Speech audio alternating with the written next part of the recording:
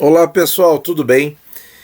Então vamos abrir aí os comentários da semana com as nossas expectativas e eu quero também repercutir uma matéria que rodou praticamente em todos os portais de finanças do Brasil com as previsões aí de um banco francês que a gente vai fazer algumas considerações.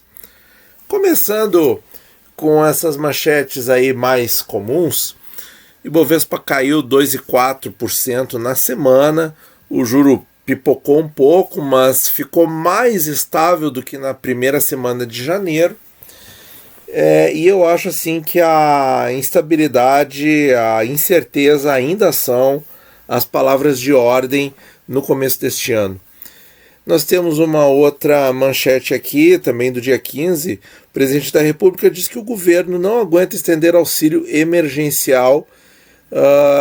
Isso aí é um sinal de que não vai haver novos estímulos fiscais. Interessante essa posição.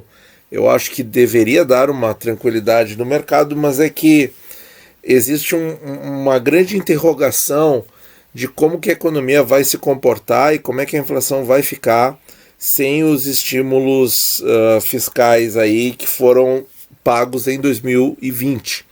Como é que vai ficar agora em 2021? Isso é uma equação bem delicada e nós podemos ter um cenário ruim se a inflação prospectiva continuar alta e a economia continuar patinando para crescer. Aí nós vamos ter um grande problema, porque o Banco Central vai se ver obrigado a mexer na Selic se a inflação prospectiva começar a sair muito do centro e do topo da meta, começar a sair muito, mas a economia continuar patinando. Por quê? Porque a gente sabe que o aumento da taxa de juros é uma medida recessiva, certo? Então, poderá haver problemas pela frente. Então, eu acho que a palavra de ordem é volatilidade, instabilidade, incerteza. Esses sinônimos aí é o que vai continuar norteando, na nossa visão, as operações do mercado financeiro. Então, não importa se de repente em uma semana a bolsa subir, o dólar cair, na outra pode reverter tudo e acontecer tudo ao contrário, e o mercado de juros também pode continuar subindo, estabilizar, enfim, tem movimentos muito erráticos e às vezes assíncronos. O que aconteceu nessa última semana é que realmente, como nós falamos no vídeo da segunda passada, que os juros estavam subindo, ou seja, adquirindo estresse, e a bolsa também, nós dissemos, um dos dois provavelmente não está certo. E nós dissemos ali, olha, provavelmente a bolsa cai, foi o que aconteceu. Então, eu ainda acho que tem muitas tensões no ar, certo? A bolsa até pode voltar a renovar alguma alta, mas vai ser transitório. Essa é a minha visão. Assim como os juros também. Uma hora sobe, outra hora desce, eu acho que é tudo transitório. E quem está aí numa estratégia de aporte fracionado, esperando e tal, eu acho que está bem. Vai aos pouquinhos, vai num momento, depois vai em outro momento e vai construindo a posição aos poucos. Bom, gente, a matéria que eu quero comentar, eu vou pegar aqui do site da Forbes, que é este aqui. E eles têm várias manchetes impactantes, né? Dólar bater a R$6 com mais deterioração fiscal, prevê Société Générale. Bom, então isso aqui é uma instituição francesa, tá? Bom, a gente não sabe até que ponto a França... Bom, o que a gente sabe é que a França compete com o agronegócio do Brasil. Isso é uma informação clara, ninguém tem dúvida. Agora, quanto disso aqui é realmente verdade, é o que nós vamos discutir, certo? Eles têm alguns pontos interessantes. Mas, bom, nós vamos comentando aqui, ó. Já começa pegando forte aqui, ó. Os prêmios de risco na curva de juros vão aumentar. e o dólar bater a R$6, prevêem estrategistas do Société Générale, acreditando que os mercados devem esperar por mais deterioração fiscal no Brasil. De acordo com o relatório do banco divulgado em 15 de janeiro, o câmbio sofrerá com um lento crescimento econômico, isso aqui eu acho que faz sentido, deterioração dos cenários fiscais e de dívida e de juros baixos. O noticiário sobre vacinas é positivo, mas pode levar tempo até que o imunizante esteja disponível a todos, e isso aqui não só é verdade, como a gente está assistindo isso no mundo, num contexto em que os casos da doença no país estão em alta. Então, pessoal, olha só, prêmios de risco da curva de juros vão aumentar. O que quer dizer isso? Quer dizer que eles preveem um cenário de mais juros nos tesouros IPCAs e nos pré-fixados. Aumento de juros, tá? Ou seja, e esse aumento aqui, mesmo com os juros baixos da Selic, a gente sabe que o mercado de juros futuro está completamente deslocado da Selic, porque ele está carregando muito mais o estresse da recuperação econômica ou do transcorrer dos problemas atuais. Ele está carregando muito mais essas tensões do que a taxa Selic. Então, as taxas lá ficam mais altas. Por tudo que eles falam nessa matéria, pessoal, me parece que eles estão apostando no Tesouro IPCA a 5%. Tá? Mas isso é altamente especulativo, tá, pessoal? Não dá para tomar decisão com base nesses números, porque eles jogaram essa informação no ar e tudo que é portal de finanças no Brasil replicou. Tá? Tem algumas coisas que fazem sentido.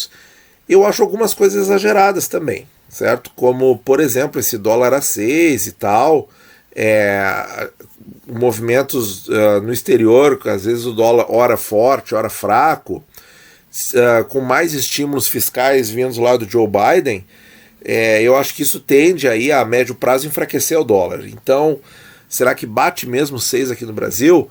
É aquilo, eu acho que está dentro do radar, eu acho que é possível. Não me surpreenderia se acontecesse, mas eu colocaria a minha maior parte das fichas que não, tá? Vamos ver aqui. Aí eles falam também que o presidente da República perdeu capital político e tal. E aqui, ó. E a baixa visibilidade antes das eleições no Congresso em fevereiro tem prejudicado o cenário para reformas no curto prazo, disse o Banco Francês. Então, quer dizer, isso aqui é uma coisa que me preocupa sinceramente, pessoal. Cenário para reformas no curto prazo, eu acho que é um fator de tensão importante, tá? E estão aqui os caras corroborando essa nossa visão. O Société Générale entrou com recomendação de compra do dólar ante o real em 2 de dezembro, quer dizer, um mês e meio atrás, com a moeda a 5,22. A meta é R$6 e stop é 4,90. O dólar foi cotado a 5,27 na sexta-feira, 15. Em 11 de dezembro, o banco iniciou a recomendação de alta na inclinação da curva de DI entre os vencimentos janeiro de 27 e janeiro de 22, com pontos de entrada em 377 pontos base, target. O objetivo, 377 pontos base nesses vencimentos aqui. Então, quer dizer, janeiro de 22 seria um prefixado em janeiro de 22 a 3,77, com um alvo de 5,4%, e para em 3,2%. O spread estava em 380 na tarde da sexta. Bom, vamos dar uma olhada aqui nesses títulos aí que eles falaram. Então tá aqui, pessoal. Isso aqui é o IRFM, tá? Da Ambima, tá ali, ó, IMA, Índice de Mercado Ambima, Índice de Mercado IRFM, que é a carteira dos prefixados. Então nós temos aqui para janeiro de 22, aqui, ó, 1 de 22, ó, 334 pontos, né? 3,84%, 334 points base. Então aqui eles preveem 377. Vamos ver 5,4, vamos ver o prazo lá de 2027 quanto tá. Aqui o 5,4 para 2027 está 6,86. Vamos ver 3,34 mais 5,4, 8,74. Então eles preveem mais ou menos isso aí. eles preveem uma alta aí de menos de meio ponto no curto prazo e 8,74, quase 2% no prazo médio. Tá? É uma previsão aí que corresponde a mais ou menos o IPCA mais 5 no longo prazo. Tá? Eu acho muito difícil isso aqui. Eu até acredito mais na previsão para o dólar, porque o dólar teve aí a 5,80, 5,90 ano passado. Isso pode acontecer de novo, R$6, pode acontecer, mas na previsão para os juros eu acredito que não vai abrir tanto, certo? Porque por dois motivos. Eu acho que a Selic não vai aumentar tão cedo, porque nós vamos ter esse grande problema, e eu acho aí que o Banco Central, entre inflação e tomar medida recessiva, eu acho que o Banco Central vai optar por deixar a inflação rolar um pouco. Isso é só uma opinião, tá, gente? Para tentar fomentar o crescimento ao máximo possível. É como eles dizem nos comunicados, né, e nas atas. Precisa um estímulo extraordinário de crescimento. Então eu acho que vai ficar por aí, vai tolerar aí, de repente, uma inflação até o teto da meta. E isso aí vai segurar muito os prêmios dos outros títulos. Porque não vai, a não ser que o mercado comece a estressar de novo o Tesouro Selic e tal, e o governo tenha que tomar aquelas medidas com os fluxos do Banco Central. Pois bem, então, e o dinheiro, né, gente? O dinheiro que está sendo colocado, imagina, 24 bilhões aí a menos de 3% em pré-fixados curtos, não fecha com isso aqui que eles estão prevendo, certo? Então assim, então todas as instituições que estão investindo nesses títulos públicos estão perdendo dinheiro? Claro que não, né? Eu acho que essa análise aqui está um pouco exagerada. Bom, aí aqui, ó, o banco notou que a curva longa, ou seja, IPCA 35, 45 e tal, seguia pressionada por fracas perspectivas fiscais e de dívida, enquanto que o trecho curto se mantinha ancorado pelo Banco Central. É exatamente isso que eu falei, né? A parte curta o Banco Central vai segurar ali o máximo que dá nos 2%, que deve manter a Selic na mínima de 2%, pelo menos ao longo do primeiro semestre, devido ao amplo hiato negativo e com questões de oferta que afetam a inflação chegando ao fim. A chance do Banco Central subir os juros no curto prazo não passa de zero, concordo, disse o Société, afirmando que no mercado das apostas há finalmente uma palavra adequada, apostas, são de que o cupom começará a elevar a Selic no primeiro trimestre. Mas se vai ficar zerado a chance de curto prazo não passa de zero. E se vai manter na mínima recorde de 2%, pelo menos ao longo do primeiro semestre, por que as apostas são de que o cupom começará a levar a Selic no primeiro semestre? Vocês vejam que a frase se contradiz bastante, gente. Chegando ao final do ano com um total de 350 pontos base de acréscimo. Aumento de 3,5%. Isso é possível, pessoal. Então, vamos dar uma olhada se isso aqui que eles estão falando faz algum sentido. O que eu tenho aqui? Ó? Eu tenho o histórico das taxas de juros no Brasil, do site do Banco Central, olhem ali em cima, tá? E aqui o período de vigência e a meta Selic, tá? Então aqui está aqui a taxa de 2%, vamos lá para a época de 2013, aqui ó, finalzinho de, quer dizer, comecinho de 2013, nós temos aqui janeiro, março, abril, ó, 7,25, ó, a taxa mais baixa daquela época. Ficou assim por 4 reuniões.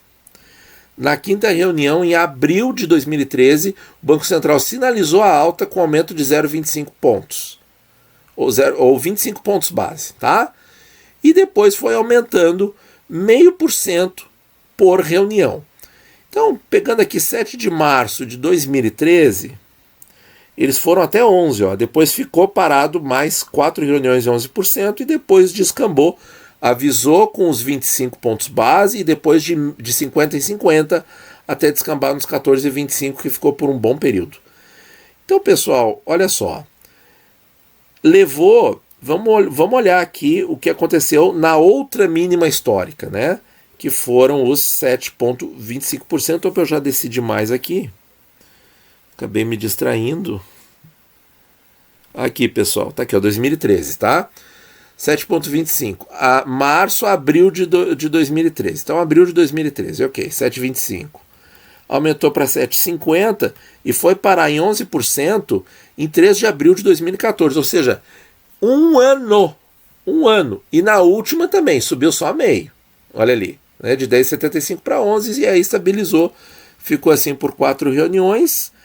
Quase 7 meses, né, de fevereiro, não, de abril a setembro, outubro, 6 meses em 11% e depois voltou a aumentar, deu o sinalzinho, outubro de 14 até julho de 2015, quase um ano. Então, quer dizer, ficou um ano inteiro subindo a taxa, parou 6 meses e subiu mais um ano, tá? Então, gente, 350 pontos base. Tá? Bom, isso aqui é uma revisão histórica, tá? Vamos ver. Então vamos voltar ali para a matéria para vocês conferirem de novo com a gente que eles escreveram isso mesmo. Aqui. Tá. Começaram a elevar a Selic no primeiro trimestre, chegando ao fim do ano com um total de 350 pontos base de acréscimo, ou seja, de 2 vai para 5,5. No fim do ano. Tá? Isso aí não tem pé nem cabeça, gente. Agora eu posso falar claramente. Vamos mostrar aqui para vocês essa tabelinha aqui. Essa tabelinha que eu queria mostrar. Então, para acontecer isso que eles estão falando, em primeiro lugar, não tem reunião esse ano para comportar isso, certo? Porque chegaria no máximo a 5,25. Porque agora, dia 19 e 20, essa semana, tá? E eu convido vocês às 19 horas, por volta das 19 horas na quarta-feira, para vocês acompanharem com a gente a nossa leitura do comunicado e os nossos insights, a nossa opinião sobre os futuros aí para os títulos públicos e para a taxa Selic com base no que o Banco Central vai dizer para o mercado. Então, nessa primeira reunião, ninguém está prevendo aumento. Vai ficar em 2%, tá? E aí, tentando reproduzir uma alta, como foi no modelo histórico ali, sobe 25 pontos base, depois sobe de 50 em 50, nós chegaríamos ao final do ano em 5,25. Mas aí, pessoal, cabe a pergunta. Os prefixados que os bancos estão comprando aqui no Brasil a 2,9%, tá? Nós vamos ter o vídeo amanhã mostrando todos os detalhes. A 2,9%, os caras colocaram lá 24 bilhões de reais. E a Selic vai estar 4,75. E a Selic eles deixaram mais da metade na prateleira? Que é isso, eles estão queimando dinheiro, gente. Só um pouquinho, né? Só um pouquinho. Essa previsão aí está muito fora. Está muito fora da realidade, está muito fora do dinheiro. Uma previsão mais coerente, se bem que eu não gosto muito de tentar projetar isso aqui, porque eu acho que vai dar errado, sinceramente, mas uma coisa mais sensata seria isso aqui, ó. Não aumenta no primeiro semestre, então janeiro, março, maio, junho, agosto, o Banco Central vai deixar rolando. Vai deixar rolando porque precisa estimular a economia e vai pagar para ver se a inflação vai subir mesmo. E aí, lá em setembro dá o sinalzinho, e talvez siga com aumento para 2,75 em outubro, o que dá ganho para o prefixado, que é 2,90, porque o prefixado ganha ele tem mais risco, ele tem que ganhar da Selic, ele tem que ganhar do CDI, o CDI vai ser 2,65 aqui nessa hipótese, e aí em dezembro faria isso aí. Fica nos 2,75 ou passa para 3 e fica 3 em 2022. Isso aqui eu acho uma coisa bem razoável, tá? Mas é só uma opinião. Então, só para complementar aqui, eu acho que essa frase aqui está completamente fora da realidade. Vamos ver o que mais que eles falam. Os estrategistas do Banco Francês entendem que, com o Brasil enfrentando isso aqui e a incerteza sobre a disponibilidade disso aqui, e se as pessoas querem isso aqui, aumentou o risco de outra profunda desaceleração econômica e de mais estímulos do que menos, o que coloca em risco o teto de gastos. Aí eu acho que não, né, pessoal? Eu acho que não, porque nós temos essa declaração aqui do presidente da República, certo? E não sei, eu acho que está meio fora meio fora aqui da questão brasileira, isso que eles estão falando aqui. Consequentemente, os investidores deveriam esperar deterioração adicional das contas públicas. Enquanto isso, prevemos que a relação dívida-PIB ficará em torno de 100% em 21, está em 91% agora, pessoal. O pessoal previa isso em 2020, 100%, mais de 100%, e 91, gente. Por enquanto, o dado de 2020 é a relação dívida-PIB é 91, um pouco menor aí do que os fatalistas, né? Diz que a equipe de estratégia para mercados de emergência da Société, chefiada por Jason Dahl. Então, pessoal, eu queria repercutir essas informações aqui e dizer o seguinte em conclusão, tá? Eu não acho totalmente impossível isso aqui, certo? Eu acho que está no radar. Se acontecer, não me surpreenderia, tá? Mas eu acho que tem uma chance menor disso acontecer, tá? O que a gente está observando? A gente está observando que sim, as taxas estão tensionadas, tem muita volatilidade, está muito difícil de cravar qualquer previsão, mas a gente vê que o Banco Central está bem sólido aí, está bem convicto. Talvez ele tire o forward guidance, e isso talvez relaxe um pouco o mercado, e aí as taxas caem ao invés de subir, né? E eu acho que o Banco Central vai ficar esperando até o máximo que der de inflação, porque a gente sabe que aumentar a taxa Selic sempre é uma medida recessiva e o país precisa de estímulo extraordinário para sair da crise provocada por todos os problemas que aconteceram em 2020. Então, gente, eu não colocaria as maiores fichas num cenário como esse, tá? Mas quem pensa num cenário como esse, como ficariam os tesouros IPCAs longos, IPCA mais 5? E aí, de repente, sabendo do risco, pode ser interessante manter uma reserva de oportunidade para, se essas taxas um dia acontecerem, você poder aproveitar. Mas é alto risco, né, gente? É um alto risco, tá? Como eu falei, acho que não acontece, mas existe uma chance, sim, disso acontecer. Mas eu acredito numa recuperação, numa transição para um mundo aí caminhando para uma resolução dos problemas.